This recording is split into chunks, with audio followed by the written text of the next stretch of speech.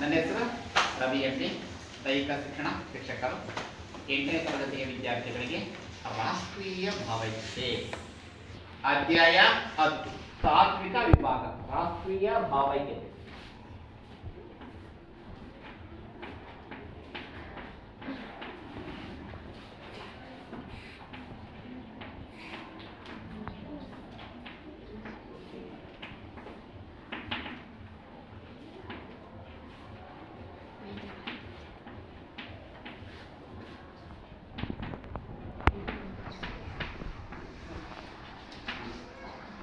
ರಾಷ್ಟ್ರೀಯ ಭಾವೈಕ್ಯತೆ ಅಲ್ವಾ. ಈಗ ರಾಷ್ಟ್ರೀಯ ಭಾವೈಕ್ಯತೆ ಅಂತಂದ್ರೆ ಏನು ನೋಡೋಣ ಈ ಪಾಠದಲ್ಲಿ. ಮೊದಲನೇದಾಗಿ ಒಂದೇದು ರಾಷ್ಟ್ರೀಯ ಭಾವೈಕ್ಯತೆಯನ್ನು ಬೆಳೆಸುವ ಅಂಶಗಳು. ಒಂದೇದಾವುದು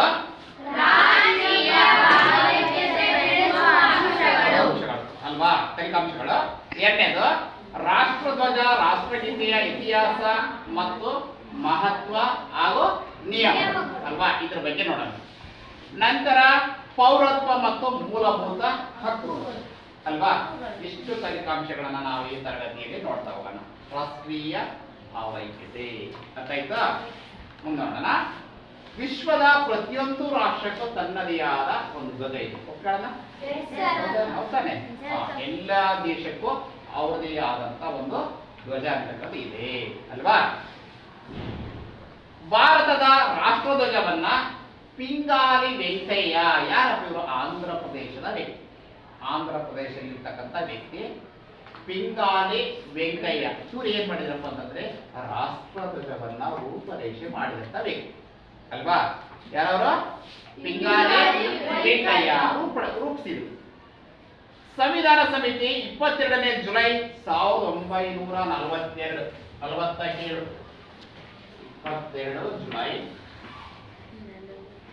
ಜುಲೈ 1947 ಅಲ್ವಾ. ನಾವು ಸಂವಿಧಾನದ ಅಂಗೀಕಾರ ತಗೊಂಡ್ವಿ. ಸಂವಿಧಾನ ಆಯ್ತು, ರಾಷ್ಟ್ರಧ್ವಜ ಅಂತಕ್ಕಂಥದ್ದು ಚಾಲನೆಯನ್ನ ಮಾಡೋಣ. ಅಂದಿನಿಂದ ಇಂದಿನವರೆಗೆ ನಾವು ಸ್ವತಂತ್ರ ಭಾರತವು ನಮ್ಮ ತ್ರಿವರ್ಣ ಧ್ವಜವನ್ನ ರಾಷ್ಟ್ರಧ್ವಜ ಎಂದೇಳಿ ಅಂಗೀಕರಿಸಿದೆ ಅಲ್ವಾ. ತ್ರಿವರ್ಣ, 3 ಬಣ್ಣಗಳು. ತ್ರಿ ಅಂದ್ರೆ ಅಲ್ವಾ. ಕೇಸರಿ ಬಿಳಿ ಹಸಿರು 3 ಬಣ್ಣ ನಡುವೆ ಚಕ್ರವು ಸತ್ಯ ಶಾಂತಿ ತ್ಯಾಗ ಮೂರ್ತಿ ಗಾಂಧಿ ಹಿಡಿದ ಇಂಥ ಧ್ವಜವು ನಮ್ಮ ಧ್ವಜವು ನಾಡಗುಡಿಯ ಮೆರೆವುದು ಕೆಂಪು ಕಿರಣ ತುಂಬಿ ಗಗನ ಒಂದ ಬಣ್ಣವಾಗಿದೆ ಅಲ್ವಾ. ಎಂತ ಬಣ್ಣ ಅಲ್ವಾ, ಅಲ್ಲೇ ಬಂತು ಕೇಸರಿ ಬಿಳಿ ಹಸಿರು. ಇದಕ್ಕೆ ತ್ರಿವರ್ಣ, ವರ್ಣ ಅಂದ್ರೆ ಬಣ್ಣ, ವರ್ಣ ಅಂದ್ರೆ ಏನು? ತ್ರಿವರ್ಣ ಧ್ವಜ ಅಂತ ನಾವು ಕರಿತೀವಿ. ಇದನ್ನ ಜುಲೈ 20ನೇ ಎಲ್ಲ ಕ್ವಶನ್ ಬರ್ತದೆ ನಿಮಗೆ. ಯಾವಾಗ ಅಂಗೀಕಾರವನ್ನ ಆಯ್ತು ಅಂತ ಕೇಳ್ತಾರಲ್ವಾ. ಜುಲೈ 22, 1940 ಅಲ್ವಾ. ಸಂವಿಧಾನ ಅಂತ ಅಂಗೀಕಾರ ಮಾಡಿ ಅಲ್ವಾ. 1947 ಜುಲೈ 22ರಂದು ಅಲ್ವಾ. ಯಾವ ಧ್ವಜ ನಮ್ದು? ತ್ರಿವರ್ಣ ಅಲ್ವಾ, ತ್ರಿವರ್ಣ ಧ್ವಜ. ನಂತರ ರಾಷ್ಟ್ರಧ್ವಜದ ಇತಿಹಾಸವನ್ನ ತಿಳ್ಕೊಳ್ತಾ ಹೋಗೋಣ ಅಲ್ವಾ. ಈಗ ರಾಷ್ಟ್ರಧ್ವಜದ ಇತಿಹಾಸ ಅಲ್ವಾ. ಇದರ ಇತಿಹಾಸವನ್ನ ನೋಡೋದಾದ್ರೆ 1857ರಲ್ಲಿ ಒಂದು ದಂಗೆ ಅನ್ನೋದು ಆಗುತ್ತೆ. ಯಾರಪ್ಪ ಅಂದ್ರೆ ಬ್ರಿಟಿಷ್ ನಡೆಸ್ತಾರೆ ಅಲ್ವಾ. ನಮಗೆ ಸ್ವತಂತ್ರ ಪೂರ್ವದಲ್ಲಿ ನಮ್ಮ ದೇಶವನ್ನ ಆಳಕ್ಕೆ ಬಂದಂತ ವ್ಯಕ್ತಿಗಳು ಅಲ್ವಾ. ವ್ಯಾಪಾರಕ್ಕಾಗಿ ಬಂದಂತ ಜನ ಇಡೀ ನಮ್ಮ ದೇಶವನ್ನ ತಮ್ಮ ಕಪಿನಿಷ್ಠೆಯಲ್ಲಿ ಇಟ್ಕೊಂಡು 5 ವಿರುದ್ಧ ಏರ್ಪಡಲು ಅಲ್ಲಲ್ಲೇ ದಂಗೆಗಳಾಗ್ತಾ ಹೋದ್ರು. ದಂಗೆದ ಜನ ಅಲ್ವಾ. ಯಾರೋ ಬಂದು ನಮ್ಮ ದೇಶವನ್ನ ಆಳ್ತಾರೆ, ಯಾರು ಸುಮ್ಮಿರ್ತಾರೆ ಅಲ್ವಾ. ನಿಮ್ಮನೆಗೆ ಯಾರೋ ವ್ಯಕ್ತಿ ಬಂದು ನಿಮ್ಮ ಮನೆಯಲ್ಲಿ ವಾಸ ಮಾಡ್ಕೊಂಡು ನೀವು ಬಿಡ್ತೀರ? ಸುಮ್ಮಿರ್ತೀರ? ಹೊರಗೆ ತಳ್ತಿರ್ತಾನೆ. ಹೊರಗೆ ತಳ್ಬೇಕು. ಇವ್ರನ್ನ ವ್ಯಾಪಾರಕ್ಕಾಗಿ ಒಂದೊಂದು ಜನ ದೇಶವನ್ನು ಪೂರ್ತಿ ಆಕ್ರಮಣ ಮಾಡ್ಕೊಂಡಿದ್ರೆ ಇವ್ರು ಏನಾದ್ರು ಮಾಡಿ ನಾವೇನ್ ಮಾಡ್ಬೇಕು? ಈಗ ಹೊರಗೆ ಹಾಕ್ಬೇಕು ಅಂತಂದೇಳಿ 1857ರಲ್ಲಿ ಪ್ರಥಮ ಸ್ವಾತಂತ್ರ್ಯ ಸಂಗ್ರಾಮ ಅಂತ ಕರೀತೀವಿ. ಅದಕ್ಕಿಂತ ಹೆಸರು ಏನಂತ ಕರೀತಾರೆ ಹೇಳ್ತಾರೆ ಅಲ್ವಾ.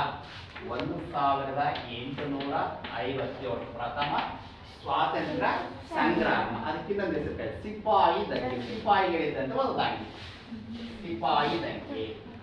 ಸಿಪಾಯಿಗಳು ಅಂದ್ರೆ ಗೊತ್ತಲ್ಲ ನಿಮಗೆ? ಸೈನಿಕರು ಅಲ್ವಾ? ಸಿಪಾಯಿ ಅಂದ್ರೆ ಯಾರು? ಸೈನಿಕರು ಇದ್ದಂತ ಒಂದು ದಂಗೆ ಅಲ್ವಾ? ಅದಕ್ಕೆ ನಾವು ಭಾರತದ ಪ್ರಥಮ ಸ್ವಾತಂತ್ರ್ಯ ಸಂಗ್ರಾಮ ಅಂತ ಕರೀತೀವಿ ಅಲ್ವಾ? ನಮ್ಮ ದೇಶಕ್ಕಾಗಿ ಮೊದಲನಾಗಿ ದಂಗೆ ಎದ್ದಂತ ಒಂದು ದಿನ ಸುದೀಪ್ ಅಲ್ವಾ? 1857 ಅಲ್ವಾ? ಇನ್ನೊಂದಿದೆ 1757 ನೆನಪಿಟ್ಕೊಳ್ಳಿ. ಇದಕ್ಕೂ 100 ವರ್ಷ ಇದೆ ವ್ಯತ್ಯಾಸ ಅಲ್ವಾ? 1857 ಸಿಪಾಯಿ ದಂಗೆ 1757 ಕ್ಲಾಸಿಕಲ್ ಅಂತ ನೆನಪಿಟ್ಕೊಳ್ಳಿ. 100 ವರ್ಷ ನೋಡಿ. ಇದಕ್ಕೆ ಹೇಗೆ ವ್ಯತ್ಯಾಸ ಸೇಮ್ 100 ವರ್ಷ ವ್ಯತ್ಯಾಸ ಅಲ್ವಾ? ಇದು 1857 ಅದು 1757 ಕ್ಲಿಯರ್? ಈಗ ಯಾರ ಬಗ್ಗೆ ನೋಡೋಣ ನಾವು? ಸಿಪಾಯಿ ದಂಗೆ ಅಲ್ವಾ? ಸಿಪಾಯಿಗಳು ಒಂದು ನಡೆಸಿದಂತ ಒಂದು ದಂಗೆ. ಅದಕ್ಕೆ ನಾವು ಭಾರತದ ಪ್ರಥಮ ಸ್ವಾತಂತ್ರ್ಯ ಸಂಗ್ರಾಮ ಅಂತ ಕರೀತೀವಿ. ಕ್ಲಿಯರ್? ಉಂಕೋಣ. ಇಲ್ಲಿ ಏನಾಯ್ತಪ್ಪ ಅಂತಂದ್ರೆ 1857ರಲ್ಲಿ ನಡೆದ ಪ್ರಥಮ ಸ್ವಾತಂತ್ರ್ಯ ಸಂಗ್ರಾಮ. ಅದಕ್ಕೆ ಇನ್ನೊಂದು ಹೆಸರು ಅಂತ ಕರೆದ್ವಿ ನಾವು? ಸಿಪಾಯಿ ದಂಗೆ ಅಲ್ವಾ? ಭಾರತೀಯರೆಲ್ಲ ಸ್ವಾತಂತ್ರ್ಯದ ಪರಿಕಲ್ಪನೆ, ಈ ದೇಶ ನನ್ನದು, ಈ ಭಾಷೆ ನನ್ನದು, ಈ ಜಲ ನನ್ನದು, ಈ ನಾಡು ನನ್ನದು ಅಲ್ವಾ? ಯಾವ ಒಂದು ಆಳ್ವಿಕೆಯನ್ನು ನಡೆಸ್ತಾರೆ ಅಂದ್ರೆ ನಾವು ಹೆಂಗ್ ಬಿಟ್ಕೊಡ್ಬೇಕು ಅಲ್ವಾ? ಒಂದು ಪರಿಕಲ್ಪನೆ ಬಂತು ಜನರಿಗೆ ಅಲ್ವಾ? ಈ ದೇಶದಿಂದ ಅವರನ್ನ ಹೊರಗಬೇಕು ಅಲ್ವಾ? ವ್ಯಾಪಾರಕ್ಕಾಗಿ ಒಂದು ಜನ ನಮ್ಮ ದೇಶವನ್ನು ಪೂರ್ತಿ ಆಕ್ರಮಣ ಮಾಡ್ಕೊಂಡಿದ್ದಾರೆ. ಹಾಗಾಗಿ ನಾವು ಏನ್ ಮಾಡ್ಬೇಕು? ಅವ್ರನ್ನ ಹೊರ ಹಾಕ್ಬೇಕು ಅಲ್ವಾ? ಅನ್ನೋ ಒಂದು ಪರಿಕಲ್ಪನೆ, ಒಂದು ಜ್ಞಾನ ತೆಗೆದು ಮೂಡ್ ಅಲ್ವಾ? ಈ ಬೆಳವಣಿಗೆ ಹೆಚ್ಚಿನ ಪ್ರಮಾಣದಲ್ಲಿ ಪ್ರೋತ್ಸಾಹ ಸಿಕ್ತು. ನಂತರ ರಾಷ್ಟ್ರ ಪ್ರೇಮ, ಈ ನಮ್ಮ ನಮ್ಮ ನಮ್ಮ ದೇಶ ನನ್ನದು, ನನ್ನ ಭಾಷೆ ನನ್ನದು, ನನ್ನ ಜಲ ನನ್ನದು ಅಲ್ವಾ? ರಾಷ್ಟ್ರ ಪ್ರೇಮ ಮೂಡಿ ಬರಬೇಕು. ಈ ದೇಶದ ಬಗ್ಗೆ ಒಂದು ಪ್ರೇಮ ಮೂಡಬೇಕು ಅಲ್ವಾ? ರಾಷ್ಟ್ರ ಪ್ರೇಮ ಪ್ರತೀಕವಾಗಿ ರಾಷ್ಟ್ರ ಧ್ವಜವನ್ನು, ನಮ್ಮ ದೇಶಕ್ಕೆ ಒಂದು ರಾಷ್ಟ್ರ ಧ್ವಜ ಅಂತ ಬೇಕು ಅಲ್ವಾ? ಈ ರಾಷ್ಟ್ರ ಧ್ವಜದ ತಯಾರಿಕೆಯ ಪ್ರಕ್ರಿಯೆ ಅಂತ ಕೆಲಸ, ಪ್ರಕ್ರಿಯೆ ಮೀನ್ಸ್ ಕೆಲಸ ಅಂತ ಪ್ರಾರಂಭಗೊಂಡಿದೆ. ಹೌದು, ನಮ್ಮ ದೇಶಕ್ಕೆ ಒಂದು ಪ್ರತ್ಯೇಕವಾದ ಒಂದು ಧ್ವಜ ಬೇಕು ಅಲ್ವಾ? ಹಾಗಾಗಿ ನಾವೇನ್ ಮಾಡಬೇಕು? ನಮ್ಮ ಪ್ರತ್ಯೇಕ ಒಂದು ಧ್ವಜವನ್ನು ನಾವು ಇಟ್ಕೋಬೇಕು ಅಂತಂದೇಳಿ ಒಂದು ರೂಪರೇಷೆಯನ್ನ ತಯಾರು ಮಾಡಿ ಅಲ್ವಾ? ಪ್ರಾರಂಭ ಆಯಿತು. ನಂತರ ಭಾರತದ ಪ್ರಥಮ ರಾಷ್ಟ್ರ ಧ್ವಜ ಅಂತಕ್ಕಂಥದ್ದು ಯಾವಾಗ ಎಲ್ಲಿ ಆರೋಹಣ ಎಲ್ಲಿ ಸಿದ್ಧಪಡಿಸಿದೆ ಅಂತ ನೀವು ಕೇಳಿದ್ರೆ ಆಗಸ್ಟ್ 7, 1906 ಹೇಳಿ.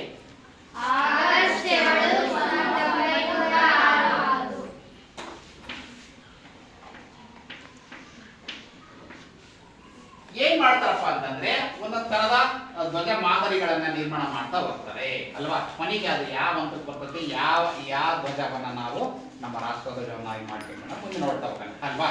ಈ ಪ್ರಥಮ ಧ್ವಜ ಅಂತಕ್ಕಂಥದ್ದು ಯಾವಾಗ ಇದಾಯ್ತು? 1906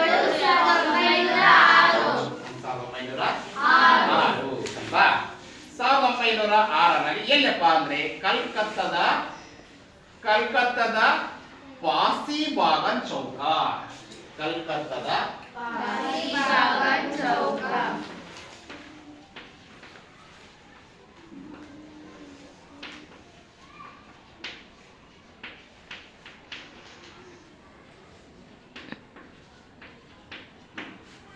ಎಲ್ಲಿ ರೆಡಿ ಆಯ್ತು?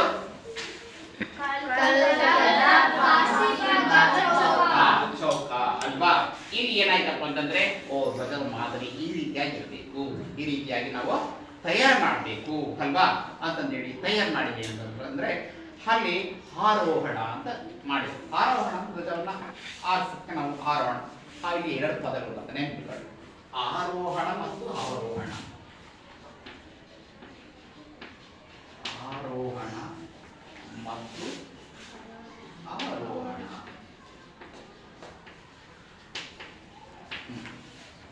ಇದು ಪದ ಗೊತ್ತಾ ನಿಮಗೆ? ಆರೋಹಣ ಅಂದ್ರೆ ಗೊತ್ತಾ ನಿಮಗೆ? ಆರೋಹಣ ಅಂತಂದ್ರೆ ನಾವು ಧ್ವಜವನ್ನ ನಾವು ಮೇಲಕ್ಕೆ ಆರಿಸೋದಕ್ಕೆ ಅಲ್ವಾ? ಧ್ವಜ ಫ್ಲಾಗ್ ಅನ್ನ ಆರಿಸೋದಕ್ಕೆ ನಾವು ಆರೋಹಣ ಅಂತ ಕರಿತೇವೆ ಅಲ್ವಾ? ಹಾಗಾದ್ರೆ ಅವರೋಹಣ ಅಂದ್ರೆ ಏನು ಅಲ್ವಾ? ಅವರೋಹಣ ಅಂದ್ರೆ ಫ್ಲಾಗ್ ಅನ್ನ ಕೆಳಗೆ ಇಳಿಸೋದು ಅಲ್ವಾ? ಫ್ಲಾಗ್ ಅನ್ನ ಕೆಳಗೆ ಇಳಿಸೋದಕ್ಕೆ ನಾವೇನಂತ ಕರಿತೇವೆ? ಅವರೋಹಣ. ಕ್ಲಿಯರ್ ಆಯ್ತಾ? ಆರೋಹಣ ಮತ್ತು ಕ್ಲಿಯರ್ ಆಯ್ತಾ? ಈ ಪಾಸಿ ಬಾಗನ್ ಇಲ್ಲಿ ಚೌಕದಲ್ಲಿ ಏನಾಯ್ತಪ್ಪ ಅಂದ್ರೆ ಆಗಸ್ಟ್ 1906ರಲ್ಲಿ ಆರೋಹಣಗೊಳಿಸಲಾಯಿತು. ಧ್ವಜವನ್ನು ನಾವು ಆರೋಹಣಗೊಳಿಸಿದ್ವಿ ಅಲ್ವಾ. ಈ ರಾಷ್ಟ್ರಧ್ವಜದಲ್ಲಿ ಏನಿತ್ತಪ್ಪ ಅಂತ ನೀವು ಕೇಳಿದ್ರೆ ಮಧ್ಯದಲ್ಲಿ ಒಂದೇ ಮಾತರಂ. ಎಂತ ಇತ್ತು? ಒಂದೇ ಮಾತರಂ.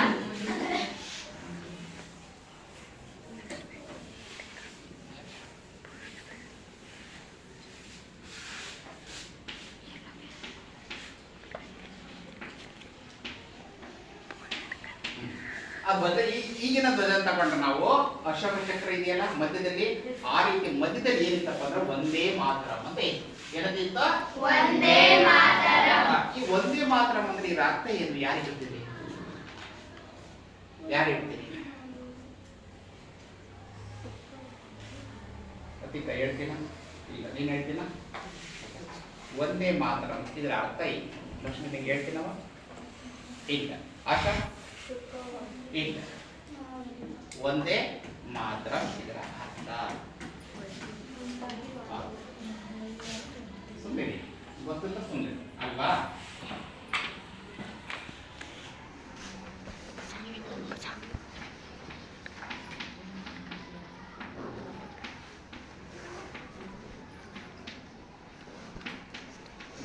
ನೋಡಿ ಇದು ಇಷ್ಟ ಅರ್ಥ ಇದೆ.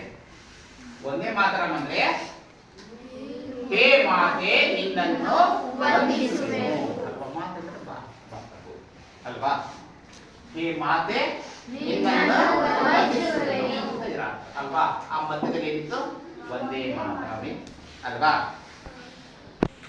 ಎಂದು ಬರೆಯಲಾಗಿತ್ತು. ಒಂದೇ ಮಾತರಂ ಎಂದು ಬರೆಯಲಾಗಿತ್ತು. 1907ರಲ್ಲಿ ಮತ್ತೆ ತಯಾರಾಗುತ್ತೆ. ಎಷ್ಟರಲ್ಲಿ? 1907. 1907ರಲ್ಲಿ ಸುಚಿತ್ರ ಪ್ರಸಾದ್ ಬೋಸ್ ಎಷ್ಟರಲ್ಲಿ? ಎಷ್ಟರಲ್ಲಿ? 1907ರಲ್ಲಿ ಮತ್ತು ಸುಕುಮಾರ್ ಮಿತ್ರ ಯಾರೋ ಇನ್ನೊಬ್ರು ಎಂಬುವರಿಂದ ವಿನ್ಯಾಸಗೊಳಿಸಲ್ಪಟ್ಟಿತ್ತು. ಅದು ತಯಾರಾಯಿತು, ಮಾದರಿ ತಯಾರಾಯಿತು ಅಲ್ವಾ. ರಾಷ್ಟ್ರಧ್ವಜವನ್ನ ಮೇಡಮ್ ಕಾಮಾನಿ ನೆನಪಿಡ್ರಿ. ಎಂ ಹೆಸರು ಯಾರ ಹೆಸರು ಹೇಳ್ರಿ? ಮೇಡಮ್ ಕಾಮ ಅಲ್ಲ. ಮೇಡಮ್ ಕಾಮ ಹಾಗೂ ಇತರೆ ಕ್ರಾಂತಿಕಾರಿಗಳು, ಕ್ರಾಂತಿಕಾರಿಗಳು ದೇಶಕ್ಕಾಗಿ ದಂಗೆ ಎದ್ದಂತ ಜನರು. ಇಲ್ಲಿ ಎರಡು ರೀತಿ ವ್ಯಕ್ತಿಗಳು ಬರ್ತಾರೆ. ಒಬ್ರು ಮಂದಗಾಮಿಗಳು, ಆಮೇಲೆ ಕ್ರಾಂತಿಕಾರಿಗಳಂದ್ರೆ ತೀವ್ರಗಾಮಿಗಳಂದ್ರೆ ಅರ್ಥ ಅಲ್ವಾ. ತೀವ್ರಗಾಮಿಗಳಂದ್ರು ಒಂದೇ, ಕ್ರಾಂತಿಕಾರಿಗಳಂದ್ರು ಒಂದೇ ಅಂತ. ಮಂದಗಾಮಿಗಳಂದ್ರೆ ಶಾಂತಿಯುತವಾದ ಹೋರಾಟ, ಸತ್ಯ ಮತ್ತು ಅಹಿಂಸೆ ಮುಖಾನ ನಾವು ಏನ್ ಮಾಡಬೇಕು? ಸ್ವಾತಂತ್ರ್ಯವನ್ನ ಗಳಿಸ್ಬೇಕು ಅಂತ ಒಂದು ಗುಂಪು. ತೀವ್ರಗಾಮಿಗಳು ಅಥವಾ ಕ್ರಾಂತಿಕಾರಿಗಳು ಅಂದ್ರೆ ಇನ್ನೊಂದು ಗುಂಪು. ಅವ್ರು ಏನಪ್ಪಾ ಅಂತಂದ್ರೆ ಈಗ ಹಾಗೆ ಕೊಡಲ್ಲ, ಯಾರಾಗಿ ಅದನ್ನ ಬಡಿದೆರಿಸಬೇಕು, ಹೋರಾಟ ಮಾಡಬೇಕು, ಕ್ರಾಂತಿನೇ ಎಬ್ಬಿಸ್ಬೇಕು ಅಲ್ವಾ. ಈ ರೀತಿ ಹೋರಾಟ ಮಾಡಿ ಸ್ವಾತಂತ್ರ್ಯವನ್ನ ಪಡಿಬೇಕು ಅಂತ ಒಂದು ಗುಂಪು ಸುಭಾಷ್ ಚಂದ್ರ ಬೋಸ್ ಅವರಲ್ಲಿ ಬರ್ತಾರೆ ಅಲ್ವಾ. ಈಗ ಮಂದಗಾಮಿಗಳಲ್ಲಿ ನಮ್ಮ ಗಾಂಧಿ ತಾತ ನೋಡ್ಬೋದು ಅಲ್ವಾ. ಮಹಾತ್ಮ ಗಾಂಧಿಯನ್ನ ನಾವು ನೋಡ್ಬೋದು. ಅವರ ಅಸ್ತ್ರ ಆಗಿದೆ. ಏನಾಯ್ತು ಅಸ್ತ್ರ? ಸತ್ಯ ಮತ್ತು ಅಹಿಂಸೆ ಮುಖಾಂತರ ನಾವು ದೇಶಕ್ಕೆ ಸ್ವಾತಂತ್ರ್ಯವನ್ನು ನಾವು ಗಳಿಸಬೇಕು ಅನ್ನೋ ಒಂದು ಉದ್ದೇಶವನ್ನು ಅವರು ಇಟ್ಕೊಂಡಿದ್ರು ಅಲ್ವಾ. ಇವೆಲ್ಲ ನಾವೀಗ ಆರೋಹಣಗೊಳಿಸಿದ ಯಾರು? ಕ್ರಾಂತಿಕಾರಿಗಳು ಅಲ್ವಾ. ತೀವ್ರಗಾಮಿಗಳು ಅಂತ ಕರಿತಾವಲ್ಲ ಇವು ಅಲ್ವಾ. ನಂತರ 1916ರಲ್ಲಿ ಏನಾಗುತ್ತಪ್ಪ ಅಂದ್ರೆ ವೆಂಕಯ್ಯನ ಬಗ್ಗೆ ಹೇಳಿದ್ದೆಲ್ಲ. ಆಂಧ್ರ ಪ್ರದೇಶದ ಒಬ್ಬ ವ್ಯಕ್ತಿ ವೆಂಕಯ್ಯ ಯಾರು? ವ್ಯಕ್ತಿ. 1916ರಲ್ಲಿ ಏನಾಯ್ತು ನೋಡ. 1916ರಲ್ಲಿ ಏನಾಯ್ತಪ್ಪ? 1916ರಲ್ಲಿ ಬಂದ ಈಗ ಆಂಧ್ರ ಪ್ರದೇಶ. ಅವರು ಎಲ್ಲಿಯವರು? ಆಂಧ್ರ ಪ್ರದೇಶ ಅವರು. ಅವರು ಸುಮಾರು 30 ಮಾದರಿ, ಸುಮಾರು ಒಂದಲ್ಲ ಎರಡಲ್ಲ, ಎಷ್ಟಪ್ಪ ಅಂದ್ರೆ 30 ಬೇರೆ ಬೇರೆ ಮಾದರಿ ಅಂದ್ರೆ ಬೇರೆ ಬೇರೆ ಅಂತ 30 ಮಾದರಿಯ 30 ಮಾದರಿಯ ಧ್ವಜಗಳನ್ನ ತಯಾರು ಮಾಡಿ, ಒಂದಲ್ಲ ಎರಡಲ್ಲ, ಎಷ್ಟು ಮಾಡಿದ್ರು? 30 ಧ್ವಜಗಳನ್ನ ತಯಾರು ಮಾಡಿದ್ರು. ಮನಜಾತಕಮು ಅಂತ ಬರುತ್ತೆ ಅವರ ಕೃತಿ ಅಲ್ವಾ ಎಂಬ ಪುಸ್ತಕ. ಆ ಪುಸ್ತಕದಲ್ಲಿ ಇದು ಪ್ರಕಟಣೆ ಅಂತಕ್ಕಂಥದ್ದು ಆಗುತ್ತೆ ಅಲ್ವಾ. ಮನಜಾತಕಮು ಕೃತಿಯಲ್ಲಿ ಏನಾಗುತ್ತೆ ಇದು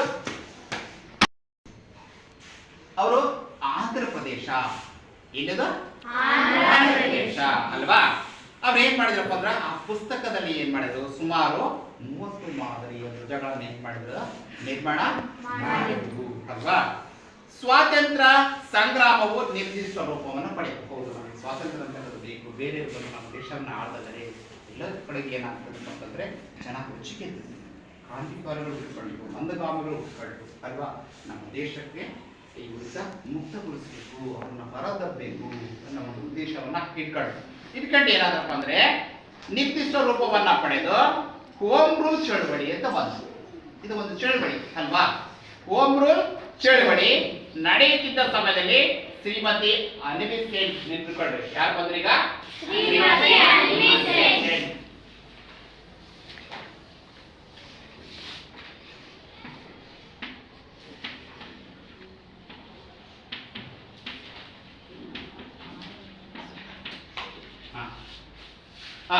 ಇವ್ರು ಏನ್ ಮಾಡಿದ್ರಪ್ಪ ಅಂದ್ರೆ ಮುಂದೋಡೋಣ.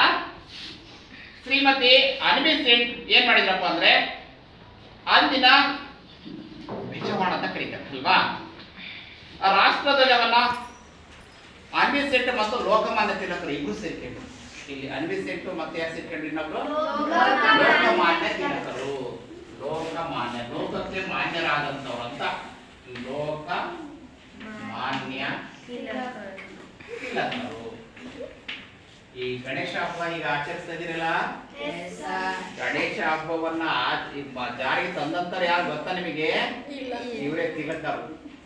ನೆನ್ಪಿಟ್ಕೊಳ್ಳಿ. ನಮ್ಮ ಸ್ಟೇಟಸ್ ಹಾಕಿದ್ದೆ ಈಗಲೇ ಬೆಳಗಾವಿಯಲ್ಲಿ ಫಸ್ಟ್ ಆಯ್ತು ಗಣೇಶ ಅಲ್ವಾ. ಈ ಗಣೇಶ ಹಬ್ಬವನ್ನ ಪ್ರಾರಂಭ ಮಾಡಿದಂತ ವ್ಯಕ್ತಿ ಯಾರಪ್ಪ ಅಂತಂದ್ರೆ ತಿಲಕರು. ಇವರೇ ಪ್ರಾರಂಭ ಮಾಡಿದ್ದೆ ಅಲ್ವಾ. ಗಣೇಶ ಚತುರ್ಥಿಯನ್ನ ಮೊದಲು ಪ್ರಾರಂಭ ಮಾಡಿದ್ರೆ ಯಾರು ಅದಕ್ಕೊಂದು ರೂಪರೇಷೆ ಕೊಟ್ಟು ಜನ ಸೇರಿಸಿದ್ರೆ ವಿರುದ್ಧ ನಾವು ತಂಗಿದಾಗಬಹುದು, ಈ ದೇಶದಿಂದ ಅವರ ಹೊರತರಬಹುದು ಅನ್ನೋ ಒಂದು ಪರಿಕಲ್ಪನೆ ಇಟ್ಕೊಂಡು ಗಣೇಶ ಹಬ್ಬವನ್ನು ಆಚರಿಸಿದ್ರು. ಜಾರಿ ತಂದ್ರು ಯಾರು? ಅಲ್ವಾ. ಅವರೇ ಗಣೇಶ ಹಬ್ಬ ಇವೆಲ್ಲ ಆಚರಿಸ್ತವಲ್ಲ ಈಗ ಎಲ್ಲ ಕಡೆಗೂ ತಿಲಕರದೇ ಅದಲ್ಲ ಒಂದು ಪರಿಕಲ್ಪನೆ ಅಲ್ವಾ. ಅನಿಬಿ ಸೇನ್ ಮತ್ತು ಬಾಲಗಂಗಾಧರ್ ತಿಲಕ್ ಇವ್ರು ಏನ್ ಮಾಡಿದ್ರಪ್ಪ ಅಂದ್ರೆ ಲೋಕಮಾನ್ಯ ಅಂತ ಬರೀ ನೋಡಿ ಪದ ಬಳಸ್ತಾರೆ ಇವರಿಗೆ. ಲೋಕಮಾನ್ಯ, ಲೋಕಕ್ಕೆ ಮಾನ್ಯರಾದಂತ ವ್ಯಕ್ತಿ. ಲೋಕವೇ ಅವ್ರನ್ನ ಪೂಜಿಸಲ್ಪಡ್ತಕ್ಕಂತ ಒಂದು ವ್ಯಕ್ತಿ. ಯಾರವರು? ಅದಕ್ಕೆ ಎಂತ ಪದಗಳು? ಲೋಕಮಾನ್ಯ ಬಾಲಗಂಗಾಧರ ತಿಲಕ್ ಅಲ್ವಾ. ತೃತೀಯ ಇದು ನೋಡಿ ಫಸ್ಟ್ ಏನ್ ನೋಡಿದ್ರಪ್ಪ ಅಂತಂದ್ರೆ 1906ರಲ್ಲಿ ನೋಡಿದ್ವಿ, 1907ರಲ್ಲಿ ಎರಡನೇ ನೋಡಿದ್ವಿ. ಈಗ ಎಷ್ಟೇದು? ಮೂರನೇ. ಯಾರು ಸೇರ್ಕೊಂಡಿಲ್ಲಿ? ಶ್ರೀಮತಿ ಅನಿಬಿ ಸೇನ್, ಲೋಕಮಾನ್ಯ ಬಾಲಗಂಗಾಧರ ತಿಲಕರು ಅಲ್ವಾ. ತೃತೀಯ ರಾಷ್ಟ್ರಧ್ವಜ ಮೂರನೇ. ತೃತೀಯ ಅಂದ್ರೆ ಮೂರನೆಯ ರಾಷ್ಟ್ರಧ್ವಜ ಅಂತಕ್ಕಂಥ ಏನ್ ಮಾಡಿದ್ರಪ್ಪ ಆರೋಹಣಗೊಳಿಸಿದ್ರು ಅಲ್ವಾ. ಇಲ್ಲಿವರೆಗೆ ಇದು ನಡೆದು ಬಂದಂತ ಒಂದು ದಾರಿ. ನಂತರ ಮುಂದೋಡೋಣ. 1921ರಲ್ಲಿ ವಿಜಯವಾಡ ಈಗ ಏನಂತ ಕರೀತಾರೆ ಅಂದಿನ ಮೊದಲು ಅದು ಏನಾಗಿತ್ತು ಅಂದ್ರೆ ಬೆಜವಾಡ ಆಗಿತ್ತು. ಇಂದಿನ ವಿಜಯವಾಡ ಅಂದಿನ ಬೆಜವಾಡ ಆಗಿತ್ತು ಅಲ್ವಾ. ನಡೆಯುತ್ತಿದ್ದ ಅಖಿಲ ಭಾರತೀಯ ಕಾಂಗ್ರೆಸ್ ಸಮಿತಿ ಅಂತಕ್ಕಂಥ ಸಭೆಯಲ್ಲಿ ಮಹಾತ್ಮ ಗಾಂಧಿಯವರು ಇದ್ರು. ಯಾರಿದ್ರು? ಅಲ್ವಾ. ವೆಂಕಯ್ಯನವರು ಹಸಿರು ಕೆಂಪು ಪಟ್ಟಿ ಮತ್ತು ನೂಲುವ ಚರಕವಿರುವ ಧ್ವಜವನ್ನ ಕೊಟ್ಟರು. ಫಸ್ಟ್ ನೂಲುವ ಚರಕ ಇತ್ತು, ಮಧ್ಯದಲ್ಲಿ ಏನಿತ್ತು? ಚರಕ ಇತ್ತು. ಅದನ್ನ ಏನ್ ಮಾಡಿದ್ರಪ್ಪ ಅಂದ್ರೆ ವೆಂಕಯ್ಯ ಏನ್ ಮಾಡಿದ್ರು? ಆಂಧ್ರ ಪ್ರದೇಶದವರು ಅಲ್ವಾ ವೆಂಕಯ್ಯನವರು ಅವ್ರು ಏನ್ ಮಾಡಿದ್ರು? ಮಹಾತ್ಮ ಗಾಂಧೀಜಿಗೆ ಕೊಟ್ರು ಅಲ್ವಾ. ಅದ್ರಲ್ಲಿ ಏನಿತ್ತಪ್ಪ ಅಂದ್ರೆ ಮೊದಲು ಹಸಿರಿತ್ತು, ನಂತರ ಕೆಂಪು ಪಟ್ಟಿ ಇತ್ತು ಅಲ್ವಾ. ಮಧ್ಯದಲ್ಲಿ ನೂರುವ ಚರಕ ಇತ್ತು ಅಲ್ವಾ. ನೂರುವ ಚರಕ ಅಂತಕ್ಕಂಥ ಇತ್ತು ಅಲ್ವಾ. ಧ್ವಜವನ್ನ ಅರ್ಪಣೆ ಮಾಡಿದ್ರು, ಕೊಟ್ಟರ ಕಡೆಗೆ ಕೊಟ್ಟರು. ಮಹಾತ್ಮ ಗಾಂಧಿ ಕಡೆಗೆ ವೆಂಕಯ್ಯನವರು ಕೊಟ್ಟರು ಅಲ್ವಾ. ಗಾಂಧೀಜಿಯವರು ಬಿಳಿ ಬಣ್ಣವನ್ನ ಸೇರಿಸಿಕೊಂಡ ಸೂಚನೆ ಕೊಟ್ಟರು. ಯಾರಿಗೆ ಕೊಟ್ಟರು? ವೆಂಕಯ್ಯನವರು ಸೂಚನೆ ಕೊಡ್ತಾರೆ ಅಲ್ವಾ. ಎದೆ ಬಣ್ಣ ಇರ್ತದೆ, ಹಾಗಾಗಿ ಇನ್ನೊಂದು ಬಣ್ಣ ಬೇಕು, ಹಾಗಾಗಿ ನೀವು ಬಿಳಿಯ ಬಣ್ಣವನ್ನು ಸಹ ಅದರಲ್ಲಿ ಸೇರಿಸ್ಕೊಳ್ರಿ ಅಂತಂದೇಳಿ ಯಾರು ಸಲಹೆ ಕೊಟ್ಟರು? ಮಹಾತ್ಮ ಗಾಂಧೀಜಿ ಅಲ್ವಾ. ಅದಕ್ಕೆ ಬಾಪೂಜಿ ಬೆಳಗಿದ ಭಾರತ ನವ ಮೈಸೂರು ಮೆರೆದಿದೆ ನೋಡುವ, ಜಯ ಜಯವಾಗಲೆಂದು ನಾವು ಹಾಡುವ ಅಲ್ವಾ. ಹಂಗಾಗಿ ಗಾಂಧಿ ತಾತ ಏನ್ ಮಾಡಿದ್ರು, ಬಿಳಿ ಬಣ್ಣವನ್ನ ನೀವು ಆರಿಸ್ಕೊಳ್ರಿ ಅಂತ ಹೇಳಿ ಒಂದು ಸಲಹೆಯನ್ನ ಅವರಿಗೆ ಕೊಟ್ಟರು ಅಲ್ವಾ. ಅದರಂತೆ 4ನೇ ಧ್ವಜ ಸಹ ಸಿದ್ಧವಾಯಿತು. 4ನೇ ಧ್ವಜ ಸಹ ಸಿದ್ಧವಾಯಿತು. ಮೊದಲನೇ ಧ್ವಜ 1906 ಬಂತು, 2ನೇದು 1907 ಬಂತು, ನಂತರ 3ನೇದು ಅನ್ವಿಸೆಂಟ್ ಮತ್ತು ಲೋಕಮಾನ್ಯ ಬಾಲಗಂಗಾಧರ ತಿಲಕರು ತಯಾರು ಮಾಡಿದ್ರು. ನಂತರ ವೆಂಕಯ್ಯನವರು 4ನೇ ರಾಷ್ಟ್ರಧ್ವಜವನ್ನ ಏನ್ ಮಾಡಿದ್ರಪ್ಪ ಅಂದ್ರೆ ಕೆಂಪು ಮತ್ತು ಹಸಿರು ಪಟ್ಟಿ ಇರ್ತಕ್ಕಂಥದ್ದನ್ನ ಏನ್ ಮಾಡಿದ್ರಪ್ಪ ಅಂತಂದ್ರೆ ಕೊಟ್ರು. ಅವಾಗ ಏನ್ ಹೇಳಿದ್ರಪ್ಪ ಅಂದ್ರೆ ಅದರಲ್ಲಿ ಚರಕ ಇತ್ತು, ಅದಕ್ಕೆ ಏನ್ ಹೇಳಿದ್ರು, ಒಂದು ಸೂಚನೆ ಕೊಟ್ಟರು. ಯಾರು? ಗಾಂಧಿ ಕೊಟ್ರು. ಏನ್ ಕೊಟ್ರಪ್ಪ ಅಂದ್ರೆ ಅದರೊಳಗೆ ಬಿಳಿಯ ಬಣ್ಣವನ್ನ ಸೇರಿಸ್ಕೊಳ್ರಿ ಅಂತ ಹೇಳಿ ಏನ್ ಮಾಡಿದ್ರು, ಸೂಚನೆ ಕೊಟ್ರು ಅಲ್ವಾ. ಅದರಂತೆ ಈಗ ಎಷ್ಟನೇ ಧ್ವಜ ಆಯ್ತು? 4ನೇ ಧ್ವಜ ಆಯ್ತು ಅಲ್ವಾ. 4ನೇ ಧ್ವಜ ಸಿದ್ಧವಾಯಿತು. ನಂತರ ರಾಷ್ಟ್ರ ಧ್ವಜದ ಇತಿಹಾಸದಲ್ಲಿ 1931 ಅತ್ಯಂತ ವಿಶಿಷ್ಟವಾಗಿದೆ. ಯಾಕೆ ವಿಶಿಷ್ಟವಾಗಿದೆ ನೋಡ, 1931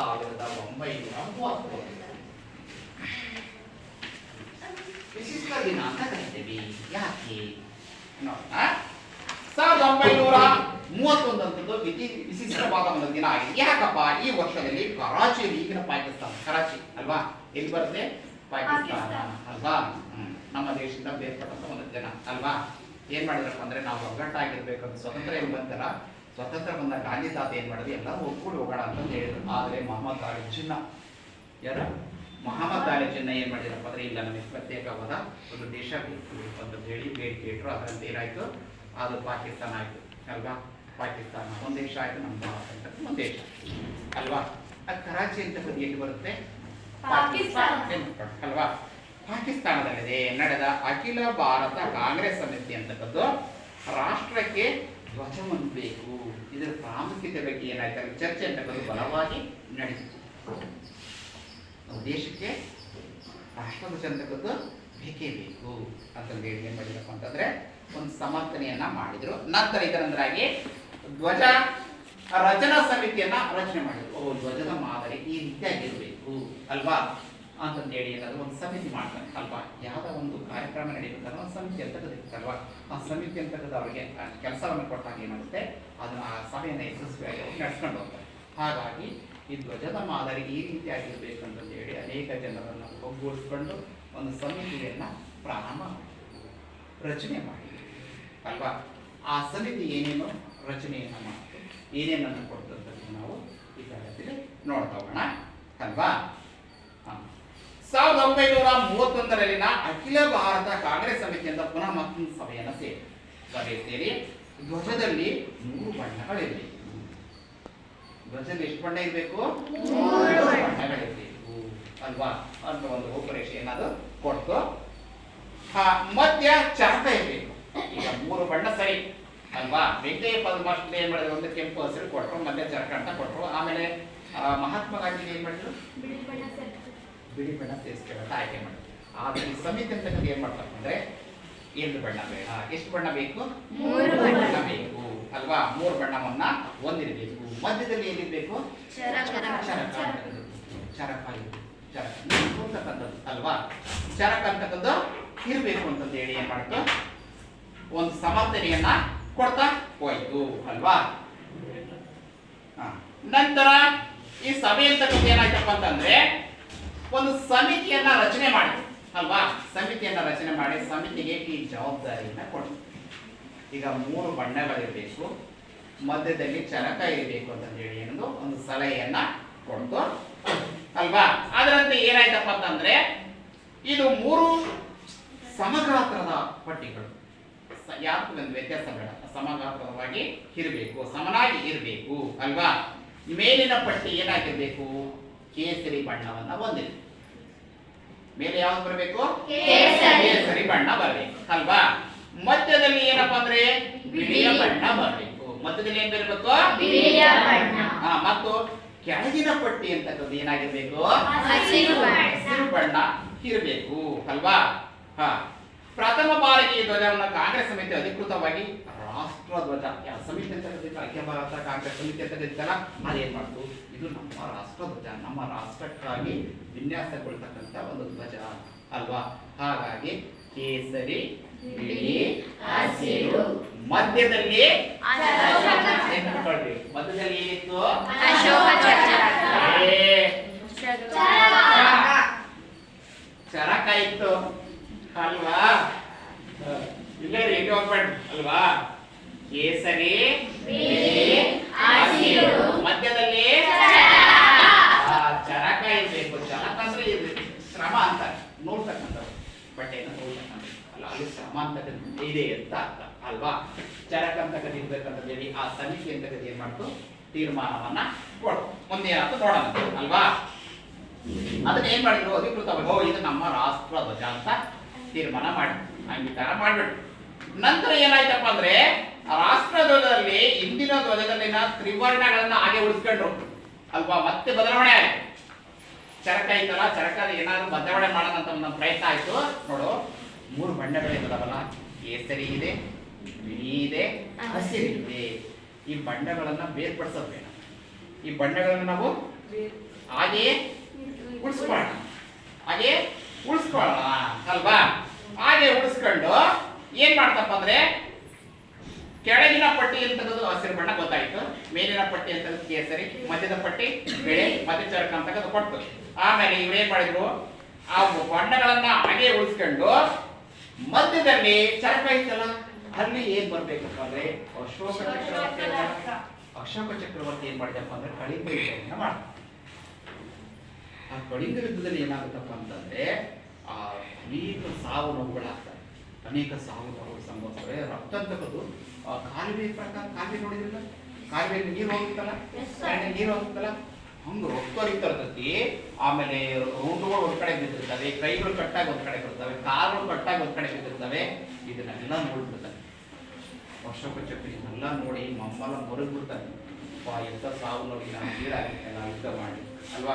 ಇನ್ನು ಮುಂದೆ ನಾವು ಯುದ್ಧವನ್ನ ಮಾಡಲೇಬಾರದು. ಹಾಗಾಗಿ ಅವನು ಏನ್ ಮಾಡ್ತಾನಪ್ಪ ಅಂತಂದ್ರೆ ಯುದ್ಧದಿಂದ ವಿಮುಕ್ತನಾಗಿ ಅಂದ್ರೆ ಧರ್ಮ ಮಾರ್ಗವನ್ನ ಹಿಡಿತಾನೆ.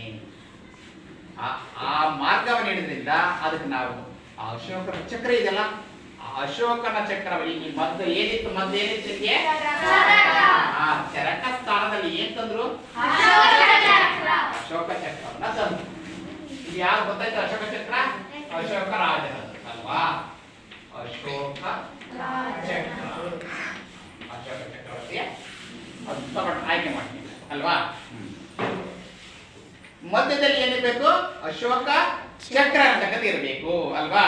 ತ್ರಿವರ್ಣ ಧ್ವಜವನ್ನ ಸಂವಿಧಾನ ಸಮಿತಿ ಏನಪ್ಪ ಅಂದ್ರೆ ಜುಲೈ 20 ನೆನ್ಪಿಟ್ಕೊಳ್ರಿ. ಯಾವಾಗ ಅಂಗೀಕಾರ ಮಾಡ್ತು? ಹೌದು, ಇದು ಒಪ್ಕೊಂಡು ಹೌದು ಸರಿ ಐತಿ, ನಮ್ಮ ರಾಷ್ಟ್ರ ಧ್ವಜಕ್ಕೆ ಸರಿ ಇದೆ. ಕೇಸರಿ, ಬಿಳಿ, ಹಸಿರು, ಮಧ್ಯದಲ್ಲಿ ಅಶೋಕ ಚಕ್ರನ ಒಂದು ಧ್ವಜ ಇದೆ, ಒಪ್ಕೊಂಡ್ವಿ. ಆದ್ರೆ ಇದನ್ನ ಸಂವಿಧಾನ ಸಮಿತಿ ಅಂತ ಯಾವಾಗ ಅಂಗೀಕರಿಸ್ತಂತ ಕೇಳ್ತಾರೆ? ಜುಲೈ 22, 1947 ಅಲ್ವಾ? ಅಲ್ವಾ? ಎಷ್ಟರಲ್ಲಿ? ಜುಲೈ 22, 1947 ಸಂವಿಧಾನ ಸಮಿತಿ ಅಂತ ಅಂಗೀಕಾರ ಮಾಡಿ ಹೌದು ಇದು ನಮ್ಮ ದೇಶಕ್ಕೆ ಸೂಕ್ತವಾಗಿದೆ. ಹಾಗಾಗಿ ನಾವು ಇದನ್ನ ನಮ್ಮ ರಾಷ್ಟ್ರಧ್ವಜ ಅಂತ ಹೇಳಿ ನಾವು ಆಯ್ಕೆ ಮಾಡ್ಕೋಬಹುದು ಅಂತ ಹೇಳಿ ನಮ್ಮ ರಾಷ್ಟ್ರಧ್ವಜ ಅಂತ ಹೇಳಿ ಪರಿಗಣನೆಯನ್ನ ಮಾಡಲಾಯಿತು ಅಲ್ವಾ? ಅಂಗೀಕಾರ ಮಾಡಿ ಸಂವಿಧಾನ ಸಮಿತಿ ಅಂಗೀಕಾರ ಮಾಡಿತು ಅಲ್ವಾ? ಈಗ ಕೇಸರಿ, ಬಿಳಿ, ಹಸಿರು ಈ 3 ಬಣ್ಣಗಳು ಏನೆಲ್ಲ ಸೂಚನೆ ಮಾಡ್ತದೆ? ಯಾಕೆ ಆಯ್ಕೊಂಡು ಬೇರೆ ಬಣ್ಣಗಳು ಇರಲಿಲ್ವಾ ಅಂತ ಪ್ರಶ್ನೆ ಬರ್ತದೆ ಅಲ್ವಾ? ಹಾಗಾಗಿ ಈ 3 ಬಣ್ಣಗಳು ಯಾವ ಬಣ್ಣಗಳು? ಕೇಸರಿ, ಬಿಳಿ, ಹಸಿರು ಅಲ್ವಾ? ಆ ಕೇಸರಿ ಬಣ್ಣ ಅಂತಕ್ಕಂಥ ಏನೇನ ಸೂಚಿಸುತ್ತೆ ನೋಡ್ತಾ ಹೋಗೋಣ. ತ್ಯಾಗ, ಶೌರ್ಯ ಮತ್ತು ಏನಪ್ಪ? ಈ ದೇಶ ನನ್ನದು, ಈ ಭಾಷೆ, ಈ ಜಲ ನನ್ನದು ಅಲ್ವಾ? ಅಭಿಮಾನ ಇರಬೇಕು ಅಲ್ವಾ? ವೇಷ ಬೇರೆ, ಭಾಷೆ ಒಂದು, ನಾವು ಭಾರತೀಯರು ಅಲ್ವಾ? ವೇಷ ಬೇರೆ, ವೇಷಗಳು ಬೇರೆ, ಆಮೇಲೆ ಭಾಷೆ ಮಾತ್ರ ಅದು ಬೇರೆ. ಆದ್ರೆ ದೇಶ ಒಂದು ಭಾರತ, ನಮ್ಮ ಭಾರತ ಅಲ್ವಾ? ಭಾರತ ಯಾವುದು? ನಮ್ಮ ದೇಶ ಭಾರತ. ಅಭಿಮಾನ ಯಾಕೆ ಪದ ಹೇಳಿದಂದ್ರೆ ನಮಗೆ ಅಭಿಮಾನ ಹೆಂಗಿರ್ಬೇಕು ಅಂತ ಅಲ್ವಾ? ಕಣ್ಣು ಬೇರೆ ನೋಟ ಅಲ್ವಾ? ಕಣ್ಣು ಬೇರೆ ನೋಟ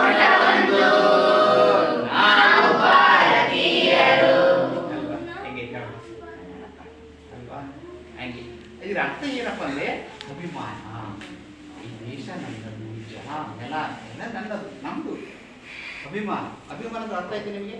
ಅಭಿಮಾನ ಕೊಡಕ್ಕೆ ನಿಮಗೆ ಪದ ಇದೆ, ಅರ್ಥ ಆಯ್ತಾ? ಕ್ಲಿಯರ್? ಕ್ಲಿಯರ್? ಕೇಸರಿ ಕ್ಲಿಯರ್ ಆಯ್ತು? ಮುಂದ್ಕೋಗೋಣ. ಯಾವುದು? ಬಿಳಿ ಬಣ್ಣ ಏನೇನ ಸೂಚನೆ ಮಾಡ್ತಾ ಶಾಂತಿ, ಸತ್ಯ, ಪರಿಶುದ್ಧತೆ ಅಲ್ವಾ? ಪರಿಶುದ್ಧತೆಗಳ ಸಂಕೇತ. ನಮ್ದು ಶಾಂತಿ ಪ್ರಿಯ ರಾಷ್ಟ್ರ. ನಮ್ಮ ಭಾರತ ದೇಶ ಎಂತ ರಾಷ್ಟ್ರ? ಕಷ್ಟದಲ್ಲಿ ನೆರಳನ್ನೀವ ಜನಗಳನ್ನ ಅಲ್ವಾ? ಕಷ್ಟದಲ್ಲಿ ಬಂದಂದ್ರೆ ನೆರಳನ್ನು ನೀಡ್ತದೆ, ಅನ್ನ ಕೊಡ್ತೇವೆ, ಆಹಾರ ಕೊಡ್ತೇವೆ. ಅಂತ ದೇಶ ನಮ್ಮ ಭಾರತ ದೇಶ. ಅರ್ಥ ಆಯ್ತಾ? ನಂತರ ಹಸಿರು ಅಲ್ವಾ? ಸಮೃದ್ಧಿ ಮತ್ತು ಪ್ರಾಮಾಣಿಕತೆ. ನಾವು ಆಡಿದ ಮಾತಿನಲ್ಲಿ ಪ್ರಾಮಾಣಿಕತೆ ಇರಬೇಕು. ಮಾತು ಆಡಿದ ಹೊತ್ತು ಕಳೆದು ಹೋತು ಅಲ್ವಾ? ಆಡುವಾಗ ಮಾತನ್ನ ಎಚ್ಚರದಿಂದ ಆಡಬೇಕು. ಏನು ಆಡಬೇಕು, ಯಾವ ಸಮಯದಲ್ಲಿ ಆಡಬೇಕು ಅಲ್ವಾ? ಇದು ಪರಿಜ್ಞಾನ ಅಂತ ನಮಗೆ ಇರಬೇಕು ಅಲ್ವಾ? ಧರ್ಮಚಕ್ರ ಏನಪ್ಪ ಅಂದ್ರೆ ಪ್ರಗತಿಯ ದ್ಯೋತಕ. ದಿನದ 24 ಗಂಟೆಗಳನ್ನು ಸೂಚನೆ ಮಾಡಿ. ಒಂದು ದಿನಕ್ಕೆ ಎಷ್ಟು ಗಂಟೆ? ಅರ್ಥ ಏನಪ್ಪ ಅಂದ್ರೆ ನಮ್ಮ ದೇಶ ಸದಾ ಪ್ರಗತಿ ಹತ್ರ ದಾಪುಗಾಲನ ಇಡ್ತಾ ಇದೆ, ಸದಾ ಚಲಿಸ್ತಾ ಇದೆ ಅಲ್ವಾ? ಬೆಳಕನ್ನ ನೀಡ್ತಾ ಇದೆ ಅಂತ. 24 ಗಂಟೆ ಯಾಕೆ ಮಾಡ್ತೀವಿ? ಚಕ್ರ ಯಾಕೆ ಮಾಡ್ತೀವಿ ಗೊತ್ತಾಯ್ತಾ? ಚಕ್ರ ಏನಪ್ಪಾ ಅಂದ್ರೆ ಪ್ರಗತಿಯ ಸಂಕೇತ. ದೇಶ ತೆಗೆದು ಮುನ್ನಡೀತಾ ಇದೆ ಅಲ್ವಾ? ದೇಶ ತೆಗೆದು ಮುನ್ನಡೀತಾ ಇದೆ ಅಲ್ವಾ? ಆ ಸಂಕೇತವಾಗಿ ನಾವು ಏನ್ ಮಾಡಿದಪ್ಪ ಅಂತಂದ್ರೆ ಇದನ್ನ ಆಯ್ಕೆ ಮಾಡ್ಕೊಂಡ್ವಿ ಅಲ್ವಾ? ಈಗ ರಾಷ್ಟ್ರಗೀತೆ ಮತ್ತು ಅದರ ಇತಿಹಾಸ. ರಾಷ್ಟ್ರಗೀತೆ ಗೊತ್ತು ಅಲ್ವಾ? ರವೀಂದ್ರನಾಥ ಟ್ಯಾಗೋರ್ ರಚಿಸಿದಂತ ಒಂದು ಗೀತೆ ಅಲ್ವಾ? ಆ ರಾಷ್ಟ್ರಗೀತೆಯ ಭಾವಾರ್ಥವನ್ನ ಒಂದು ಸ್ವಲ್ಪ ಕೇಳ. ರಾಷ್ಟ್ರಗೀತೆಯ ಭಾವಾರ್ಥ: ನೀನು ಎಲ್ಲ ಜನರ ಮನದ ಅಧಿನಾಯಕನು, ಭಾರತ ಭಾಗ್ಯವಿಧಾತನು. ನಿನ್ನ ಹೆಸರು ಪಂಜಾಬ, ಸಿಂಧು, ಗುಜರಾತ, ಮರಾಠ, ದ್ರಾವಿಡ, ಒರಿಸ್ಸಾ, ಬಂಗಾಳ ಹೃದಯಗಳನ್ನೆಲ್ಲ ಉರಿದುಂಬಿಸುವುದು.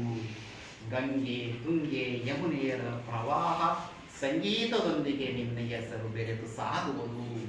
ವಿಂಧ್ಯ, ಹಿಮಾಲಯ ಪರ್ವತ ಶ್ರೇಣಿಗಳಲ್ಲಿ ನಿನ್ನ ಹೆಸರು ಪ್ರತಿಧ್ವನಿಗೊಳ್ಳುವುದು. ನೀನು ಎಲ್ಲರಿಗೂ ಮಂಗಳವನ್ನುಂಟು ಮಾಡುವವರು. ನಿನಗೆ ಜಯವಾಗಲಿ, ಜಯವಾಗಲಿ, ಜಯವಾಗಲಿ. ರಾಷ್ಟ್ರಗೀತೆಯ ಭಾವತೆ ಅಲ್ವಾ? ರಾಷ್ಟ್ರಗೀತೆಯ ಈ ರಚನೆ ಮಾಡಿದ ವ್ಯಕ್ತಿ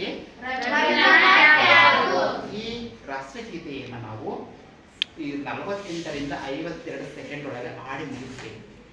ಎಲ್ಲಾದ್ರೂ ನಿಮಗೆ ರಾಷ್ಟ್ರಗೀತೆ ಅಂತ ಕೇಳ್ತಾ ಇದ್ರೆ ಅಲ್ಲೇ ಸ್ಟಾಪ್ ಆಗ್ರಿ, ನಿಂತ್ಕೊಂಡು ಅದಕ್ಕೆ ಗೌರವವನ್ನು ಕೊಟ್ಟು ನೀವು ಮುಂದಕ್ಕೆ ಹೋಗ್ಬೇಕು. ಅದು ಮುಗಿದ ನಂತರ ನೀವು ಹೋಗ್ಬೇಕು ಅಲ್ವಾ? ಇದು ನಮ್ಮ ರಾಷ್ಟ್ರ ಪ್ರೇಮ ಮತ್ತು ದೇಶದ ತೋರಿಸ್ತಕ್ಕಂಥ ಒಂದು ಗೌರವ, ದೇಶಕ್ಕೆ ಕೊಡ್ತಕ್ಕಂಥ ಒಂದು ಗೌರವ ಅಲ್ವಾ? ಏನು ಬಾರಿ 48ರಿಂದ 52 ಸೆಕೆಂಡ್ ನಮ್ಮದೇ ಪ್ರಪಂಚ ಹೋಗಲ್ಲ. ರಾಷ್ಟ್ರಗೀತೆ ಆಗ್ತಾ ಅಲ್ಲೇ ಸ್ಪಾಟಲ್ಲಿ ನಿಂತ್ಕೊಳ್ಳಿ. ಮುಂದೆ ಜಾಯ್ನ್ ಆಗೋದು ಒಳಗೆ ಸೇರ್ಕೊಂಡು ಬ್ಯಾಡ, ಅಲ್ಲೇ ನಿಂತ್ಕೊಂಡು ಅಲ್ಲೇ ನಾವು ಗೌರವ ಕೊಟ್ಟು ಅದು ಮುಗಿದ ಇದಕ್ಕಷ್ಟು ಮಾನ್ಯತೆ ಅಂತ ಕಲಿಯುತ್ತೆ. ರಚನೆ ಗೊತ್ತಾಯ್ತದೆ? ಯಾರು ರಚನೆ ಮಾಡಿದ್ದು?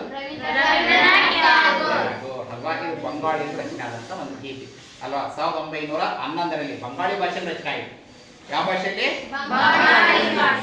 ಈ ಗೀತೆಯು 5 ಪ್ಯಾರಗಳನ್ನ ಹೊಂದಿದೆ. ಎಷ್ಟು ಪ್ಯಾರಗಳಿದೆ? ಅಲ್ವಾ? ಆಗಸ್ಟ್ 14, 1947 ನಡೆದ ಸಂವಿಧಾನ ರಚನಾ ಸಮಿತಿ ಐತಿಹಾಸಿಕ ಮಧ್ಯರಾತ್ರಿ ಅಧಿವೇಶನದಲ್ಲಿ ವಾಡನ ಆಡಿದೆ ಅಲ್ವಾ? ನಮ್ಗೆ ಸ್ವತಂತ್ರ ಕೊಟ್ಟಿದ್ದು ಯಾವಾಗ? ರಾತ್ರಿ ಕೊಟ್ಟರು. ಆಗಸ್ಟ್ 14 ಮಧ್ಯರಾತ್ರಿ ಕೊಟ್ಟರು. ಮಧ್ಯರಾತ್ರಿ ನಾವು ಏನ್ ಮಾಡಿದ್ವಿ? ಅದನ್ನ ಧ್ವಜವನ್ನು ಆರೋಹಣ ಮಾಡಿದ್ವಿ, ರಾಷ್ಟ್ರಗೀತೆಯನ್ನ ಕೇಳಿ ಅಲ್ವಾ? ಆ ನಂತರ ರಾಷ್ಟ್ರಗೀತೆಯ ನಿಯಮದಂತೆ 48ರಿಂದ 52 ಸೆಕೆಂಡ್ ಒಳಗೆ ಹಾಡಿ ಮುಗಿಸಬೇಕು ಅಲ್ವಾ? ಸೂಕ್ತ ಗೌರವವನ್ನು ಕೊಡಬೇಕಂದ್ರೆ ಅರ್ಥ ಆಯ್ತಾ? ಅದು ರಾಷ್ಟ್ರಗೀತೆ ಕೇಳ್ತಿದ್ರೆ ಅನ್ನ ನಿಂತ್ಕೊಂಡು ಒಂದು ಗೌರವವನ್ನು ಕೊಟ್ಟು ನಾವು ಮುಂದಕ್ಕೆ ಚಲಿಸಿ ಹೋಗ್ಬೇಕು ಅಲ್ವಾ? ಹಾಗಾಗಿ ಈ ಥರ ಆಡುವಿಕೆ ಯಾರು ಅಡ್ಡಿಪಡಿಸ್ತಾರ ಅವರು ಕಾನೂನಿನ ಪ್ರಕಾರ ಅವ್ರ ಶಿಕ್ಷೆನ ಕೊಡ್ಬೋದು ಅಲ್ವಾ? ಹಾಗಾಗಿ ಯಾವುದೇ ರೀತಿಯಾದ ಅಡ್ಡಿಯನ್ನ ಪಡಿಸ್ಬಾರ್ದು. ಅಡ್ಡಿಪಡಿಸಿದ ಏನಾಗುತ್ತಪ್ಪ ಅಂದ್ರೆ ಶಿಕ್ಷಾರ್ಹ ಅಪರಾಧ, ಅವ್ರಿಗೆ ಶಿಕ್ಷೆಯನ್ನು ಒಳಪಡಿಸ್ಬೋದು.